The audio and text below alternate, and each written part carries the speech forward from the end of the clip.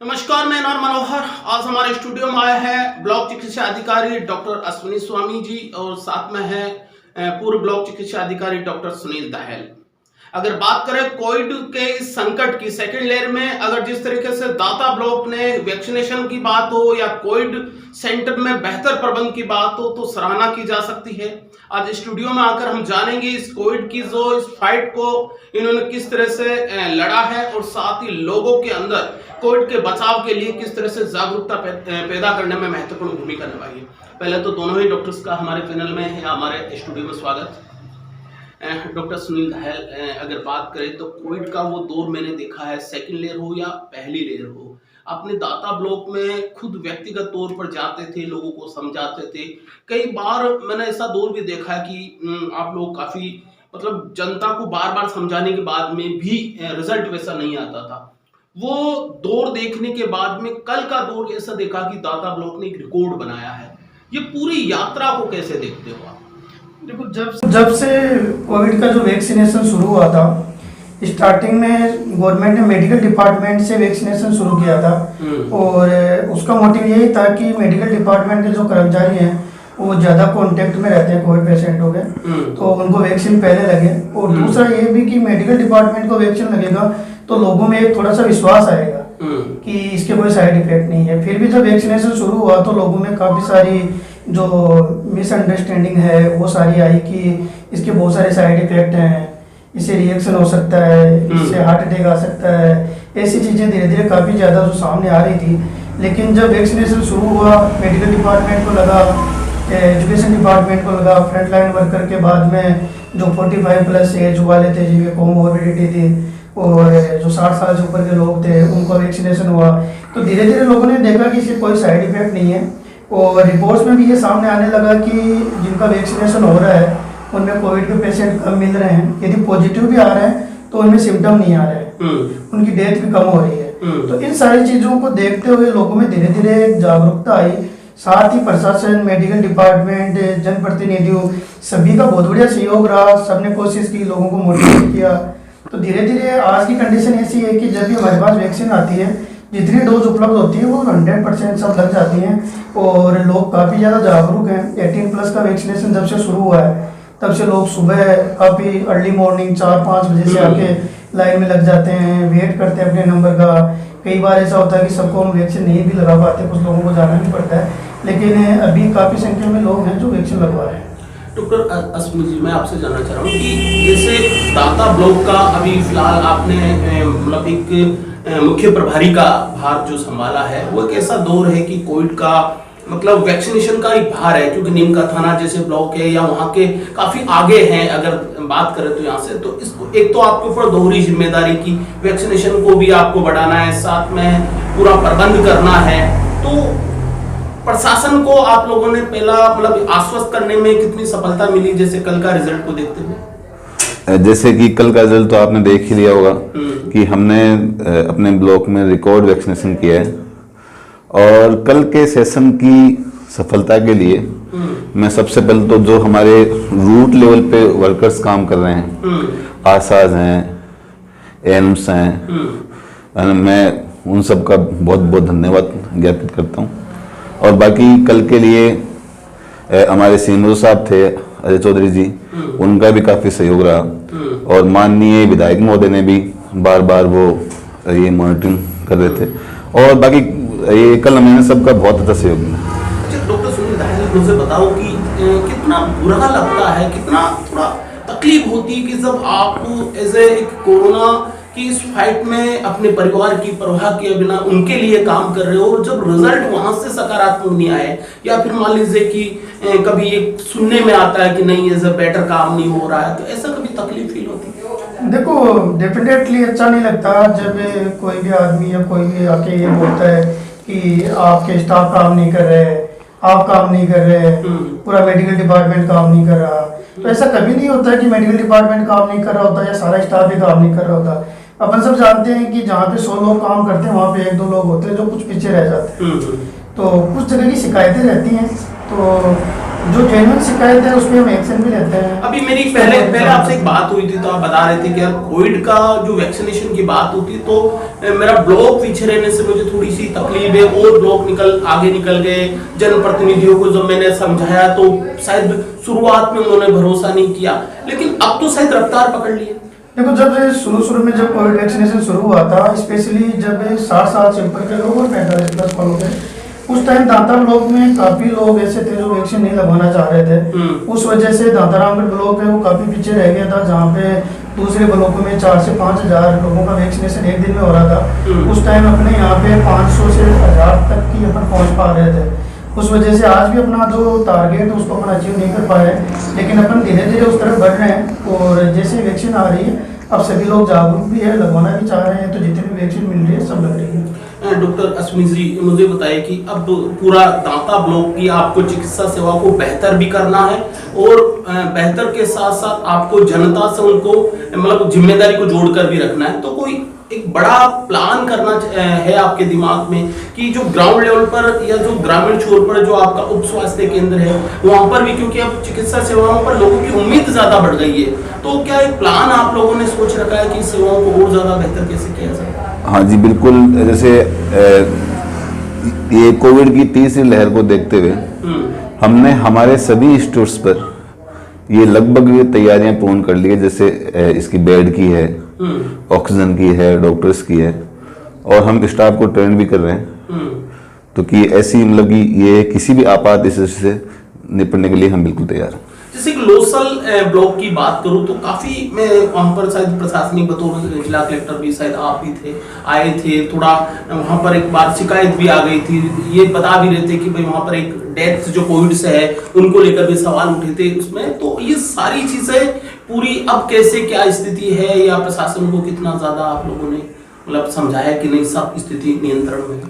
ना बिल्कुल, अभी प्रशासन और हम साथ मिलकर ही काम कर रहे हैं, और इसी की बदौलत ये शायद आपने कल देख ही लिया होगा, रिकॉर्ड हमने ये कायम किया। अब मतलब कि फिलहाल ऐसी कोई दिक्कत है नहीं। डॉक्टर सुनील दहल, मुझे बताओ कि आप जैसे जनप्रतिनिधि की बात कर रहे हैं, अभी एमएलए साहब का भी जिक्र आया था। जनप्रतिनिधि का एक दायित्व होता है कि डॉक्टर्स का, क्योंकि ये जो एक काम है एक अकेले डॉक्टर नहीं कर पाएंगे, शायद इसमें सब लोगों को आगे आना चाहिए। लेकिन मैं कह रहा हूँ कि जनप्रतिनिधि की भूमिका, स्पेशली मैं दाता ब्लॉक की बात करूं तो उनकी कितनी भूमिका जो है जिनमें वो मतलब कामयाब हुए, या और ज्यादा होना चाहिए उनको? देखो, कोविड की जो सेकेंड लहर थी जिसमें डेथ कुछ ज़्यादा हुई थी, इसमें ऑक्सीजन की कमी सभी लोगों ने फेस की है। और दांतारामगढ़ ब्लॉक में भी जब हमने कोविड सेंटर शुरू किया तो हमारे पास ऑक्सीजन सिलेंडर उपलब्ध नहीं थे। एमएलए साहब को पता चला, जनप्रतिनिधि सामने आए, लोगों ने दान भी दिया, पैसे भी दिए, और एमएलए साहब ने तुरंत हमें 25 ऑक्सीजन सिलेंडर उपलब्ध करवाए, जिससे हमने खचरियास में कोविड सेंटर चालू किया। और पिछली कोविड की जो महामारी रही है इसमें एमएलए साहब से, बाकी जनप्रतिनिधियों से, सरपंचों से, सबसे मेरा कंटिन्यूस बात होती रहती थी, और सबका बहुत ही बढ़िया सहयोग मिला है। कई बार वो आके निरीक्षण भी करके गए हैं, कोई कमियां रही है तो वो भी सुधारने के लिए बोल के गए, तो उनके आदेशानुसार, निर्देशानुसार हमने काम किया है। और जनप्रतिनिधियों का भरपूर सहयोग रहा, चाहिए वैक्सीनेशन हो, चाहे सोशल डिस्टेंसिंग या सरकार की जो गाइडलाइन है उसकी पालना की बात हो, हर जगह से बहुत ही बढ़िया सहयोग मिला है। अगर कोविड सेंटर की बात करें तो मैंने देखा कि कुचामन जो नागौर डिस्ट्रिक्ट के भी शायद खाचरियावास में पेशेंट आए थे, मैं एक बार कवरेज पर गया था, और एक सराहना हुई थी कि नहीं, खाचरियावास का जो कोविड सेंटर है, वहाँ का स्टाफ है, वहाँ की आप लोगों की जो डॉक्टर्स का प्रबंध है वो काफी बेहतर था। ऐसा एग्जाम्पल आप और जगह सेट नहीं कर पाए खाचरियावास के बजाय? देखो, सबसे पहला कोविड सेंटर अपने खाचरियावास में शुरू किया था, और शुरू करने के साथ ही यहाँ पे जो रिपोर्टिंग्स थी जो भी वो सब ऑनलाइन हुआ करती थी, जिसमें कि कितने बेड खाली हैं, कितने ऑक्सीजन उपलब्ध है, कितने सिलेंडर हैं। तो कुचामन और दूर दूर से लोगों ने जब ऑनलाइन पोर्टल पे इसको देखा कि वहाँ पे बेड खाली है, व्यवस्था अच्छी है, लोगों का रिव्यू अच्छा आ रहा है, तो लोगों ने यहाँ के अपने पेशेंट को इलाज करवाना शुरू किया। उसके बाद में हमने सेकंड सेंटर लोसल में चालू किया था 10 बेड का, वहाँ भी काफ़ी अच्छा रिजल्ट रहा है, काफ़ी अच्छा लोगों ने उसकी सराहना की है, और कभी कोई शिकायत प्राप्त नहीं हुई। और उसके बाद हमने दांता और खाटू श्याम जी में कोविड सेंटर चालू किया था, लेकिन तब तक पेशेंट कम हो गए थे, इसलिए वहाँ पर कोई पेशेंट एडमिट नहीं रहा। खाटू श्याम जी में हमने तीसरी लहर को देखते हुए केवल पीडियाट्रिक वार्ड शुरू किया है, जिसमें 10 बेड की व्यवस्था है, और वहाँ पे पीडियाट्रिशियन डॉक्टर साहब हैं, उनकी भी ड्यूटी लगी हुई है। डॉक्टर अश्विन जी, मुझे बताओ कि अपने स्टाफ को कैसे मोटिवेट करते हो, क्योंकि कोविड का तो डर तो शायद हर किसी में बना रहता है, आप लोगों को भी डर तो लगता ही होगा कि जब फैमिली से मिलते हो ऐसे लोगों से, कोविड पेशेंट की जब वो उनसे निकल कर जाते हो, तो बाकी स्टाफ को कैसे मोटिवेट करते हो, कैसे भरोसा दिलाते हो कि उनके अंदर निराशा नहीं आए? जी, इसके लिए मतलब कि हम पर्सनली टेलीफोन से जो भी स्टाफ ऐसा काम करते हैं कोविड संपर्क में, ये उनसे हम बातचीत करते रहते हैं, पूछते हैं खाना खाया नहीं खाया, छुट्टी चाहिए क्या, ये वो। और ये मेरे ख्याल से अभी हमारा स्टाफ वो है आत्मविश्वास से पूर्ण वो है, लबरेज है, और ऐसी कोई दिक्कत आएगी नहीं। मैं अंतिम सवाल दोनों से एक ले लेता हूँ। मैं आपसे एक सवाल लेना चाह रहा था कि जो मैं ग्रामीण की जो बात करूँ, गांव का छोटी ढाणी जो प्राथमिक स्वास्थ्य केंद्र, शायद मैंने पहले पूछना भी चाहता, मैं कह रहा हूँ वहाँ की चिकित्सा सेवा अक्सर देखा जाता है कि एक पीएससी सेंटर पर तो शायद बेटर सुविधा है, मैं ये नहीं, लेकिन वहाँ पर ग्रामीण क्षेत्र में से कनेक्ट नहीं हो पाते। वो कह रहे थी जी हमें सुविधाएं नहीं मिलती जब हम ग्राउंड पर जाते हैं, या हमें बंद मिलता है। तो ऐसी कभी शिकायत आती है आप लोगों के पास पे? आती है तो उनके लिए कोई विशेष? जी बिल्कुल, ऐसी शिकायतें आती है, लेकिन मेरे ख्याल से लगभग ये शिकायतों में ये एक मिसअंडरस्टैंडिंग होती है, क्योंकि जो सब सेंटर स्टाफ है उसको टूर भी करना होता है और उसको घर घर भी जाना होता है, तो ऐसा तो ये पॉसिबल हो नहीं ये सकता है एक ही आदमी वहाँ भी रहे और वो फील्ड में भी रहे। तो ये मतलब कि वो ये लगभग मामलों में एक ये मिसअंडरस्टैंडिंग होती है। अच्छा, मतलब उसको मतलब आप ये कहना ये चाह रहे हो कि नहीं वो अपनी ड्यूटी कर रहे हैं, लेकिन कई बार उन पर जिम्मेदारियां ज्यादा होती हैं। जी बिल्कुल, जी बिल्कुल। अच्छा डॉक्टर साहब, मैं आपसे भी एक सवाल ले लेता हूँ।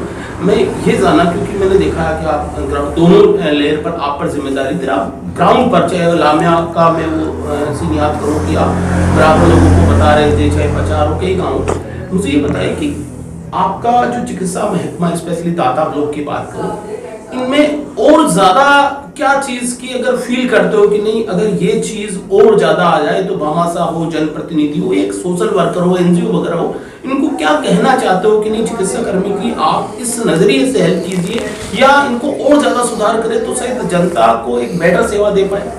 जब आज की कंडीशन में अपन दातारामगढ़ ब्लॉक की कंडीशन देखें तो काफ़ी अच्छी स्थिति में अपन है। अपने पास स्टाफ पर्याप्त मात्रा में उपलब्ध है, जो संसाधन की जरूरत होती है हॉस्पिटल में वो भी सब है, मेडिसिन वगैरह है वो सरकार की तरफ से उपलब्ध हो जाती है। फिर भी महामारी में हमेशा सहयोग की जरूरत पड़ती है।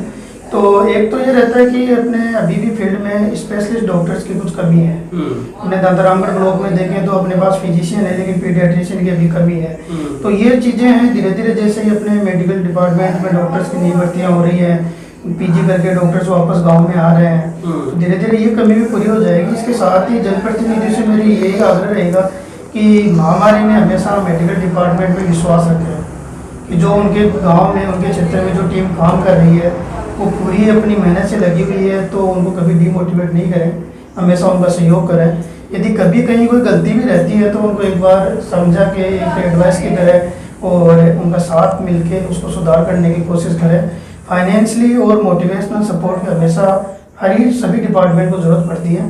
तो सभी जनप्रतिनिधि हैं, गांव के बाबासा हैं, उन सब से मेरा यही निवेदन आग्रह रहता है कि जब भी हमें ज़रूरत हो हमारा साथ दें, हमारी हेल्प। एक अंतिम सवाल जो मुझे अभी याद आ गया कि कोविड में एक ये झोला साहब डॉक्टर के प्रति बड़ा वो उठा था कि वो कोविड के इलाज कर रहे हैं, अगर कुछ ऐसा उसमें लक्षण भी आ रहे हैं तो वो उनको कुछ दवा दे रहे हैं। ये शायद पूरे प्रदेश स्तर पर ये बात उठी थी, कभी आप लोगों पर भी ये शिकायत आई हो, या फिर इस तरह के गांव में भी ये झोला छाप जो डॉक्टर है वो क्लिनिक चलाकर ये बता रहे हैं कि जी हम इलाज कर सकते हैं, तो ये पूरी जनता को क्या मैसेज है कि इनसे बचना चाहिए या इनके लिए क्या पॉलिसी बननी चाहिए? देखो, झोला छाप की शिकायतें हमारे पास भी आई थी। एक लोसल गांव में था, एक गोवटी में, लेकिन जब हमने पूरे प्रशासन और मेडिकल टीम के साथ में वहाँ पे गए तो हमें वहाँ पे ऐसा कुछ मिला नहीं।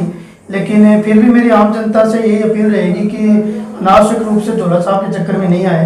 जैसे ही किसी तरह के कोई सिम्टम दिखाई देते हैं, अपने मेडिकल टीम से, डॉक्टर से, नर्सिंग स्टाफ से उनसे संपर्क करें और हॉस्पिटल में आके अपना इलाज करवाएं। क्योंकि कोविड महामारी ऐसी चीज़ है कि इसमें आप जितना लेट अपना ट्रीटमेंट स्टार्ट करोगे आपको नुकसान उतना ही ज़्यादा होगा। Thank you doctors. ये थे डॉक्टर अश्विनी जी स्वामी और डॉक्टर सुनील दहल आज स्टूडियो में एक कोविड को लेकर पूरे दाता ब्लॉक की एक बेहतर प्रबंध को लेकर सवाल जवाब रहे और साथ ही आश्वस्त किया कि मेडिकल टीम का इतना इस समय एक सपोर्ट इनको भी चाहिए। एक मानसिक तौर पर काफी अभी जो काम कर रहे हैं उनमें हल्का फुल्का इनको भी फील होता है कि जैसे जनता की इनको प्यार मिले, सपोर्ट मिले ताकि अपनी ओर से और बेहतर कर सके। Thank you.